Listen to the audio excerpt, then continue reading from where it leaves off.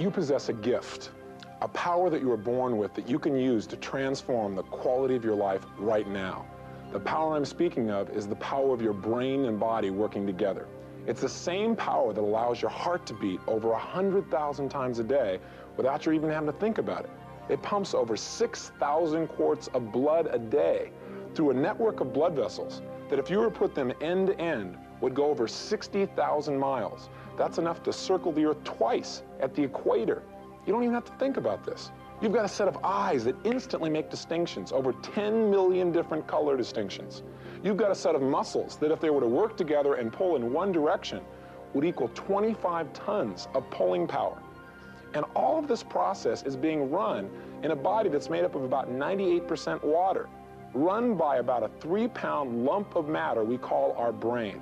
A device that runs roughshod over the whole process, monitors everything, works for over 70 years with very little care needed for it, and runs on about as much electricity as you might use for a 10-watt light bulb. It has the storage capacity that, even with today's technology, would require 2 buildings the size of the World Trade Centers. With all this power within you, with this incredible computer, because that's what it is, your mind is probably the greatest computer on the planet. It's available to you. Run properly, you can accomplish any dream or goal you desire. Run ineffectively, and your goals just remain dreams. They never become the realities they could be. Isn't it time you made full use of that computer? Isn't it time for you to take charge and unleash the magic and the power within you now? Welcome to the owner's manual for your brain. With an owner's manual, you can accomplish just about anything you want. And the purpose of this tape is to really being a programming device for you. Not a teaching session, but a chance for you to get acquainted with a keyboard to your brain. How to really direct your emotions and behaviors with more power and with more precision than maybe you've ever thought were possible before. So let's get right to it. In this tape, you're going to learn how to eliminate fears and phobias. You're going to learn how to direct your emotion, how to anchor in the kinds of behaviors you want, and really how to take any massive problem or challenge you've had in the past and turn it around in a very short period of time. And at the end of this tape, we have a program we call Mental Aerobics, which will be your chance to use this tape day in and day out, using the repetition to program yourselves, so that every time when you wake up in the morning, you can start out and not just take care of your physical body, but tune up this mental computer. Get yourself so that you're applying all the things that you can apply to accomplish your dreams and goals. Let's start out here with a question. What is it that almost every single person on the planet really wants and needs? And my answer to that question is change. I think almost everyone in this room and everyone watching this tape wants to change something in their life. You either want to change how you feel, or you want to be able to change a behavior. How many of you here would like to change something specifically? 2 of you? Okay, all of you. The reality of the situation is that most people want to change, and a lot of people think they know how to change, but they don't create the long-term changes they want. In order to understand how to change ourselves, we got to know what makes us behave the way we do in the first place. So let's take a look at what creates human behavior. People behave at any moment in time basically in line with the state that their mind and body is in at any moment in time. In other words, when we feel very angry, we're going to behave differently, obviously, than if we feel very loved. Now, the question is, what determines what state we're in at any moment in time? Well, there are 2 major factors that are going to determine your state, in other words, how you feel, and thus pretty much how you're going to behave overall. The first major factor is the use and basically the condition of your present physiology. Physiology just simply means, how does your body feel? How are you using your posture, your breathing pattern? For example, if your physiology is stressed, if you have, for example, muscular tension throughout your whole body or pain, then you're going to be in a different state than, for example, if your body is relaxed. As a result, in a painful state, you may behave and treat people a little bit differently. You may snap at people. Or normally, in a more relaxed state, you might just smile or handle things a lot differently. So physiology is one of the first things that determines our state of mind. The second thing that determines our state of mind, and again, out of our state of mind is how we're going to behave, is what we call our internal representations. What that's a fancy word for really is, how do we represent to ourselves what's going on in our world?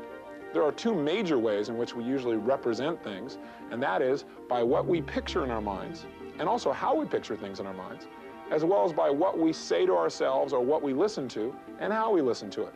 How meaning, for example, the tone of voice you have when you talk to yourself makes a big difference. The tone of voice you have when you talk to someone else If you have a loving tone of voice versus an angry tone of voice, there's going to be a difference in state, and as a result, you're probably going to behave a lot differently, whether you're angry in terms of your internal voice or whether you're happy.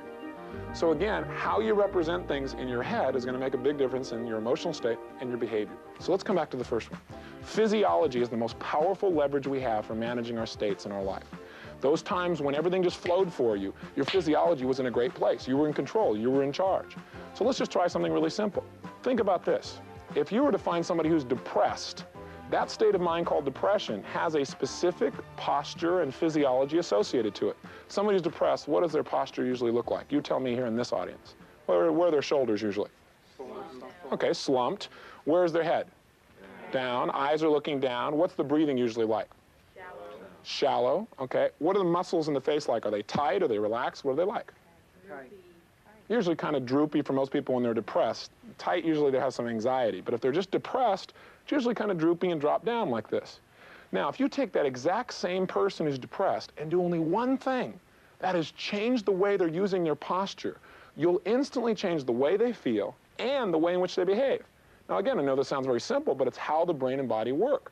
We've been teaching this now for about 5 years, and last year, the University of California at San Francisco did a study where they took a series of depressed people who had been through all kinds of therapies and made only one change. They said, I wonder what would happen if we put expressions on these people's faces of happiness, smiling, laughing, that kind of thing, but making their face go in an upward fashion and change their shoulder position. Their research showed that even with people who've been depressed for years, in 1 second's change from this physiology of depression to shoulders back, breathing fully, a smile on their face, instantly these people stop feeling depressed in that moment.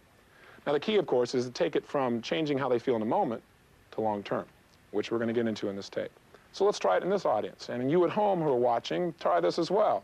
If you're watching this videotape, instead of just slumping there looking at it and saying, what is he talking about? I can help you to learn quicker by putting yourself in an optimum state. So try this. All of you in the audience and you at home, sit the way you'd be sitting right now if you felt totally energized and excited. Breathe the way you'd be breathing if you felt totally energized and excited. Now, put a look on your face like you'd be like if you were really excited, really energized, breathing and feeling good. And raise your hand if right now you can honestly feel a measurable change in your state as you made this one subtle little change. Now try this. Go from this state to a state of feeling kind of bored and tired. Okay, back to energized. Quick, snap yourself up. You too. Make sure you do this if you would. Play with me, because I want you to be able to develop a pattern. So if you start to feel tired and lousy, you can snap yourself in real quick, real simple. Go ahead and be bored and tired again. Energize. Snap yourself a little faster. Bored and tired. Energized. Bored and tired. Energized. A little faster. Bored and tired. Energized. Energized. Now watch this again. Go ahead and go bored and tired. And notice the first thing you do to get bored and tired. Go ahead. Energized. What's the first thing you do to get bored and tired? Forward. Drop your shoulders down. What else? Change your breathing so it's what? More shallow. Where do your eyes go? Down. Okay, so it's a lot like depression. Bored and tired aren't that far away from that particular state. In fact, a lot of people get depressed because they're bored and tired. Okay? So the reason I'm pointing this out and you go, well, this is really simple. It is simple. But the reality is most people do not manage the simple things that make the difference in the quality of our lives. And what I'm asking you to do is become consciously aware of what you already know. And that is the way in which you use your body is going to determine how you feel physically. And if you feel physically strong, emotionally strong, then you're going to get the most you can out of yourself. You're not going to be just barely making it through the day. And every one of us in life has to be able to do this in a moment's notice. Let's try something else. From where you're sitting right now, I want you to think of something that you don't feel like you could do, like it would be really tough and you don't think you could do it. And then what I want you to do is feel how it feels when you think about the fact that you're not sure you can do it. Where are the muscles in your body? Are they tense? Are they relaxed? Are you drooping? Are you upright? Just notice where you are when you don't think you can do something. You just don't think you can pull it off. Now, what I want you to do is I want you to adjust now to the most confident physiology you've ever been in your life. So sit the way you'd be sitting if you felt unstoppable. Like if you had a goal or an outcome and you were absolutely unstoppable, nothing was going to break through. Some of you have been through the Firewalk seminar. You might take that physiology where there's nothing in this world that's going to stop you. You've got to desire a goal, and that's it. Now, as you're doing that, feel it in your face, feel it in the way you breathe, feel it in the way you look, the focus of your eyes, the muscles in your body. Continue to feel these great feelings where you're totally confident and strong, and notice the difference. Now go from this state back to you're not sure. Some of you going, no way. Go back to like, oh, God, I'm not really sure. God, I don't think I can pull it off. Now, back into total confidence. Snap into a confident state where you are absolutely certain you can do this. There's nothing that's going to stop you right now. Make it in your face and your breathing. Now, while you're in this state, if you can feel the difference, and it's major, raise your hand so I can see that you can definitely do it. Anybody here not? Okay, you all feel the difference. Now, what I want you to do is in this same physiology, think about that thing you didn't think you could do a moment ago, but stay in this state. Think about things you didn't think you could do, but now you're in this state, and think about it. How many of you feel like you could do it now? Raise your hand if you think you could do it. So the reason is, have you ever had a project that was like such a difficult project, you didn't know where to begin, it was so difficult? Like, you know, where am I going to start with this thing? But then somehow eventually you got around to doing it? The only difference was you could always do it. You always had the ability. The difference is the way you looked at it and the way you felt. See, at one time you felt overwhelmed because of your physiology. Another time you felt strong enough to just take it on. So you can do this consciously. Now, what I also want to show you is that you can take on other people's physiologies and start to feel the way they do. You can consciously model someone else's physiology and get to feel the way they feel. So let's try something here. We've got a picture here of a couple of different people, and what I'm going to ask you to do is be an actor or an actress, even though you may not be, but to adopt their facial expression, their posture, and I want you to notice what it does to your body, that you'll start feeling like they feel. So we've got a couple examples here. I need some volunteers. I need a man volunteer for starters here. Can I have a volunteer out of the group here? Great. Why don't you come up here? Thank you. Give him a hand. Oh, yeah. Okay. Now, we've got some pictures here that we're going to show, and Vinny here has volunteered, so we're going to start with this one right here, Vinny. What I'd like you to do is just, to the best of your ability, it doesn't have to be perfect, adopt the physiology that you see here. Take on the same, you might start with your legs in the same position, basically, then move your arms in the same position, then move so that your shoulders are basically in the same place. Try and take on the same facial expression, the same head tilt, same eye tension and relaxation, same mouth position. How do you feel right now? I feel pretty good. I feel pretty excited. Well, you really sound like it, Vinny, I'll tell you. Now, take a look at it again, and there's something you aren't doing that would make a difference. See what you're not doing with your body. Okay, there's some of his mouth. Also, he's extended more. Pull your body up higher. Now, how do you feel? I feel much, much better. Okay. What would be an emotion to describe the state you're in? It's like I just completed something that I was really proud of, and that I'm like really great that I finished it. Fabulous. Very good. Thanks. Give me a hand. Have a seat real fast. That one's pretty simple. Let's try another one. How about Mary Jo? Why don't we have you come up here and help us with this one? It's a little leaning physiology here. Take on the same facial expression, same look in your eyes. I better hold you here. Okay, go ahead, try it. And how does that feel? It feels very joyous. Very joyous. Yeah. Okay, take a look at it, see how you might enhance it. And see how you could extend something in your facial expression or something that makes it even better. Okay. How does that feel? Very joyous. Very joyous. Okay, good. Give her a hand. Thanks a lot.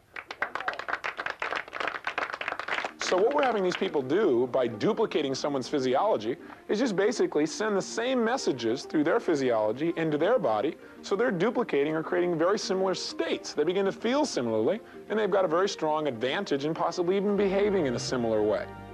Now, an important point to note is, anytime you change the way you use your physiology, it's also going to change the way you represent things. Meaning when you feel physically vibrant, it tends to change the way you look at the world, the way you talk to yourself about things.